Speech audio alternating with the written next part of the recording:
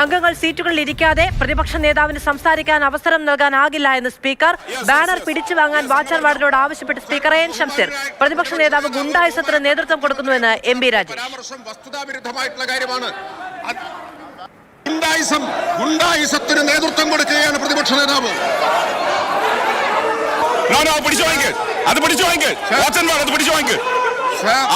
ഇവിടെ പിടിക്കാൻ പറ്റില്ല, അവിടെ പിടിക്കാൻ പറ്റില്ല.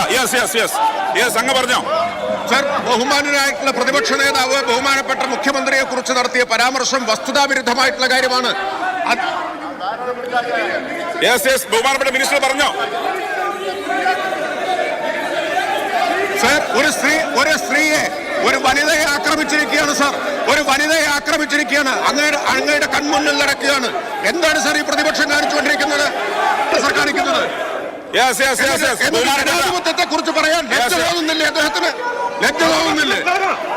ഈ അക്രമത്തിന് മുഴുവൻ നേതൃത്വം കൊടുത്തുകൊണ്ട് ഗുണ്ടായിസത്തിന് നേതൃത്വം കൊടുക്കുകയാണ് പ്രതിപക്ഷ നേതാവ്. അംഗങ്ങൾ അവിടെ പോയിരിക്കണം, ചോദ്യോത്തരം നടക്കണം. ട്രഷറി ബെഞ്ചിൽ അംഗങ്ങൾ നടത്താൻ അനുവദിക്കണം പ്ലീസ്. നേരത്തെ സഭ അതീവ പ്രക്ഷുബ്ധമായ സമയത്തെ ദൃശ്യങ്ങളും വാക്പോരുമാണ് ഇപ്പോൾ പ്രേക്ഷകർ കണ്ടത്.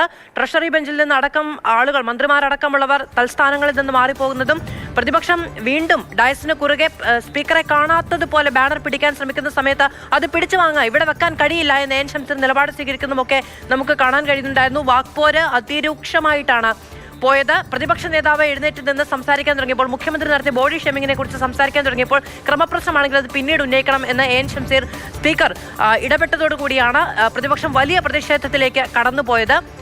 പിന്നീട് സഭ വളരെ പ്രക്ഷുബ്ധമായി പോവുകയായിരുന്നു. ചോദ്യോത്തരവേള തടസ്സപ്പെടുത്താൻ കഴിയില്ല എന്ന് സ്പീക്കർ നിലപാടെടുത്തു. ഇപ്പോൾ ശ്രദ്ധ ക്ഷണിക്കലിലേക്ക് കടന്നു പോകാൻ ശ്രമിക്കുന്നതിനിടെ വീണ്ടും ഡയസിലേക്ക് കയറാൻ പ്രതിപക്ഷ ശ്രമം ഉണ്ടായതിനെ തുടർന്ന് സഭ നിർത്തിവെച്ചിരിക്കുകയുമാണ്. അമൽ തേനമറമ്പിൽ വിവരങ്ങളുമായി നമ്മളോടൊപ്പം ചേരുന്നുണ്ട്. അമൽ, ഇത് സഭ താൽക്കാലികമായി പിരിഞ്ഞു കഴിഞ്ഞോ? വെട്ടിച്ചുരുക്കിയോ സഭാ സമ്മേളനം? സഭാ നടപടികൾ മുന്നോട്ട് കൊണ്ടുപോകാൻ കഴിയാത്ത തരത്തിലേക്ക് പ്രതിപക്ഷ പ്രതിഷേധം നീളുകയാണ്. കഴിഞ്ഞ ദിവസങ്ങളിൽ സ്പീക്കർ ഡയസിലേക്ക് എത്തും മുതൽ തുടങ്ങുന്ന പ്രതിഷേധം നമ്മൾ കണ്ടതാണ്. ഇന്നും മാറ്റമൊന്നും ഉണ്ടായില്ല. സ്പീക്കർ എത്തും മുൻപ് മുതൽ തന്നെ പ്രതിപക്ഷത്തിന്റെ പ്രതിഷേധമുണ്ടായി. അപ്പോഴാണ് സ്പീക്കർ പറഞ്ഞത് പ്രതിപക്ഷാംഗങ്ങൾ സീറ്റിലിരിക്കാതെ പ്രതിപക്ഷ നേതാവിന് സംസാരിക്കാൻ മൈക്ക് നൽകാൻ കഴിയില്ല എന്നുള്ളത്. പിന്നീട് പ്രതിപക്ഷ നേതാവ് സംസാരിച്ചു. കഴിഞ്ഞ ദിവസങ്ങളിൽ ഉന്നയിച്ച ദേവസ്വം മന്ത്രിയുടെ രാജിയടക്കമുള്ള ആവശ്യങ്ങളും അതോടൊപ്പം തന്നെ ഇന്നലെ പ്രതിപക്ഷ എംഎൽഎക്ക് നേരെ മുഖ്യമന്ത്രി നടത്തിയ ശാരീരിക അധിക്ഷേപ പരാമർശം അടക്കമുള്ള കാര്യങ്ങളും പ്രതിപക്ഷ നേതാവ് ഉന്നയിച്ച ശേഷം പ്രതിപക്ഷ അംഗങ്ങൾ നടുത്തളത്തിലേക്ക് ഇറങ്ങി. കഴിഞ്ഞ ദിവസങ്ങളിലെല്ലാം ചോദ്യോത്തരവേള നിർത്തിവെച്ചിരുന്നു. പക്ഷേ ഇന്ന് ചോദ്യോത്തരവേള നിർത്താൻ സ്പീക്കർ തയ്യാറായില്ല. മന്ത്രി എം.ബി. രാജേഷ് ഭരണപക്ഷ നിരയിലേക്ക് ഇറങ്ങി അവിടെ നിന്നും പ്രതിഷേധിക്കുന്ന, അല്ലെങ്കിൽ അവിടെ നിന്നും നടുത്തളത്തിലേക്ക് ഇറങ്ങാൻ ശ്രമിച്ച എംഎൽഎമാരെ സമാധാനിപ്പിച്ച് അവിടെ ഒരു സമവായം വേണമെന്നുള്ള നിർദ്ദേശം നൽകി സീറ്റുകളിൽ ഇരുത്തുന്നത് നമ്മൾ കണ്ടു. പക്ഷേ ശ്രദ്ധ ക്ഷണിക്കലിലേക്ക് കാര്യങ്ങൾ എത്തിയപ്പോൾ സമാധാനപരമായി മുന്നോട്ട് പോയില്ല. പ്രതിപക്ഷ അംഗങ്ങൾ ഈ മുന്നിൽ സ്പീക്കറുടെ ഡയസിന് മുന്നിൽ അണിനിരുന്ന വാച്ച് ആൻഡ് വാർഡുമാരെ തള്ളി മാറ്റി ഡയസിലേക്ക് കയറാൻ ശ്രമം നടത്തി. ആ ശ്രമത്തിനൊടുവിൽ എന്തായാലും സഭാ നടപടികൾ അല്പസമയത്തേക്ക് നിർത്തിവെക്കുകയാണ് എന്ന് സ്പീക്കർ പറഞ്ഞ് സ്പീക്കർ ചെയറിൽ നിന്ന് മാറിയിട്ടുണ്ട്. ഇപ്പോൾ സഭാ നടപടികൾ നിർത്തിവെച്ചിരിക്കുന്നു. അല്പസമയങ്ങൾക്കകം തന്നെ നടപടി വീണ്ടും ആരംഭിക്കുമ്പോഴും സമാനമായി തന്നെയുള്ളൊരു പ്രതിഷേധം പ്രതിപക്ഷത്തിന്റെ ഭാഗത്തു നിന്നുമുണ്ടാകും. മന്ത്രിമാർ സംസാരിക്കുന്നത് കേൾക്കാൻ പോലും കഴിയാത്ത വിധത്തിലുള്ള മുദ്രാവാക്യം വിളികളാണ് സഭയിൽ ഉയരുന്നത്. അതും ശബരിമലയ്ക്കൊക്കെ പോകുമ്പോൾ ശരണം വിളിക്കുന്നതിന് സമാനമായുള്ള ഒരു ടോണിലുള്ള മുദ്രാവാക്യം വിളി, സ്പീക്കറുടെ മുഖം മറച്ചുകൊണ്ടുള്ള ബാനർ, 2 ബാനറുകളുമായാണ് ഇന്ന് പ്രതിപക്ഷം സഭയിലേക്ക് എത്തിയത്. പ്ലക്കാർഡുകൾ, അതോടൊപ്പം തന്നെ ഒരു കൊടി പോലെയുള്ള മറ്റൊരു ബാനർ, അത്തരത്തിലുള്ള പല ആയുധങ്ങളുമായാണ് പ്രതിപക്ഷം സഭയിലേക്ക് എത്തിയത്. ഇപ്പോഴെന്തായാലും സഭ നിർത്തിവെച്ചിട്ടുണ്ട്. ഇനിയിപ്പോൾ തുടങ്ങിയാലും ഏതെങ്കിലും തരത്തിൽ സഭാ നടപടികൾ മുന്നോട്ട് കൊണ്ടുപോകാൻ കഴിയാനുള്ള സാധ്യതയില്ല. നാളെ കൂടി ഈ സഭാ സമ്മേളനത്തിന് കാലാവധിയുണ്ട്. പക്ഷേ ഇത്തരത്തിൽ പ്രതിഷേധം മുന്നോട്ട് കൊണ്ടുപോകുകയാണ് എങ്കിൽ, പ്രതിപക്ഷം സമവായത്തിന് വഴങ്ങുന്നില്ല എങ്കിൽ ഒരുപക്ഷെ സഭാ നടപടികൾ വെട്ടിച്ചുരുക്കി ഇന്നത്തോടെ സഭ പിരിയാനുള്ള സാധ്യതയും കാണുന്നുണ്ട്. മാധു. അമൽ, ഏറെ പ്രക്ഷുബ്ധമായ സാഹചര്യങ്ങൾ കൂടിയാണല്ലോ കാണേണ്ടി വന്നത്. ഇപ്പോ സ്പീക്കർ എൻ ഷംസീർ ക്രമപ്രശ്നമാണെങ്കിൽ പിന്നീട് ഉന്നയിക്കണം, ഇപ്പോഴത് ഉന്നയിക്കാൻ കഴിയില്ല എന്ന് പറഞ്ഞതോടുകൂടി വലിയ പ്രതിഷേധത്തിലേക്കാണ് കാര്യങ്ങൾ പോയത്. ഒ രാജഗോപാൽ സംസാരിക്കുന്നതിനിടയ്ക്ക് അദ്ദേഹം പറയുന്നുണ്ടായിരുന്നു ഇത് ഒരു തെമ്മാടിക്കൂട്ടം എന്ന നിലയ്ക്ക് പ്രതിപക്ഷം പെരുമാറുന്നു എന്നുള്ളത്. ഗുണ്ടാ നേതാവിനെ പോലെയാണ് പ്രതിപക്ഷ നേതാവ് എന്ന് എം.ബി. രാജേഷ് വിമർശിക്കുന്നു. ഇങ്ങനെ ട്രഷറി ബെഞ്ചിൽ നിന്നും പ്രതിപക്ഷത്തിൽ നിന്നും കൈവിട്ടുപോയ ഒരു പ്രതികരണങ്ങളും വാഗ്വാദങ്ങളും ഒക്കെയാണ് ഇന്ന് സഭയിൽ കാണാൻ കഴിഞ്ഞത്.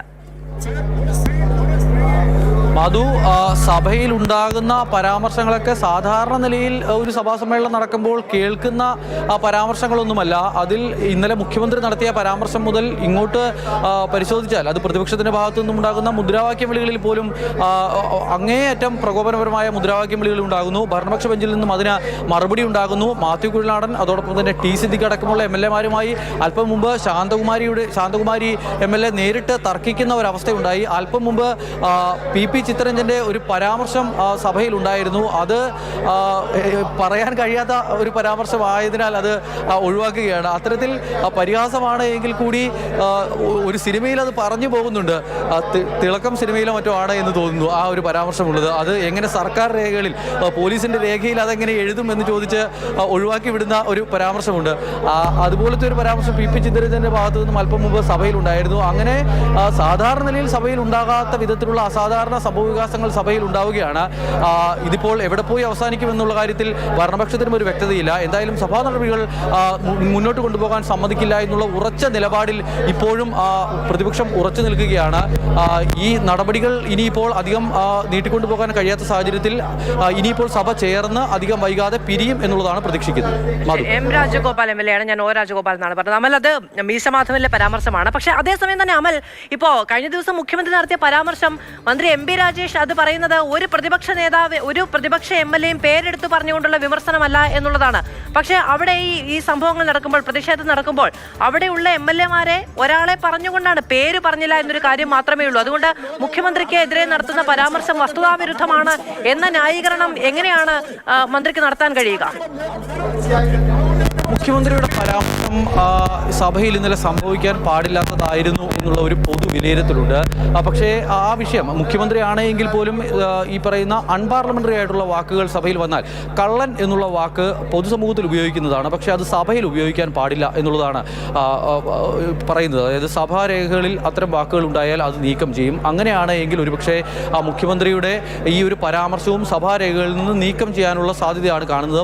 സ്പീക്കർ ഇത് സംബന്ധിച്ച് എന്തെങ്കിലും ഒരു വ്യക്തത വരുത്തും എന്നുള്ളത് നമ്മൾ പ്രതീക്ഷിക്കുന്നു. ഏറ്റവും പ്രധാനപ്പെട്ട ഒരു കാര്യം, ഇന്നലെ മുഖ്യമന്ത്രി ഈ പരാമർശം നടത്തിയപ്പോൾ സഭാ TV തത്സമയം ഈ ദൃശ്യങ്ങൾ അല്ലെങ്കിൽ മുഖ്യമന്ത്രിയുടെ പ്രസ്താവന സംപ്രേഷണം ചെയ്തിരുന്നു. അതിനുശേഷം സഭാ TVയുടെ യൂട്യൂബ് ചാനലുണ്ട്. യൂട്യൂബ് ചാനലിൽ ഈ വീഡിയോ അപ്ലോഡ് ചെയ്യുന്ന സമയത്ത് ഈ പരാമർശം ഒഴിവാക്കിക്കൊണ്ടാണ് അത് അപ്ലോഡ് ചെയ്തത്. അത് സ്പീക്കറുടെ വിവേചനാധികാരമാണ്. അതിനാൽ തന്നെ സഭാരേഖകളിൽ നിന്നും ആ പരാമർശം നീക്കാനുള്ള ഒരു തീരുമാനം ഉണ്ടാകും എന്നുള്ളതാണ് പ്രതീക്ഷിക്കുന്നത്. മുഖ്യമന്ത്രി സംസാരിച്ചപ്പോൾ നാട്ടിൻപുറത്തെ ഭാഷയിൽ അങ്ങ് സംസാരിച്ച് പോയപ്പോൾ പറഞ്ഞു പോയതായിരിക്കാം. പക്ഷേ അതാണ് എങ്കിൽ കൂടി സഭയിൽ സ്പീക്കർക്ക് ഈ പ്രശ്നങ്ങൾ ഉണ്ടായ സമയത്ത് പ്രതിപക്ഷ നേതാവിനോട് പറയാമല്ലോ. ഒരു നിമിഷം,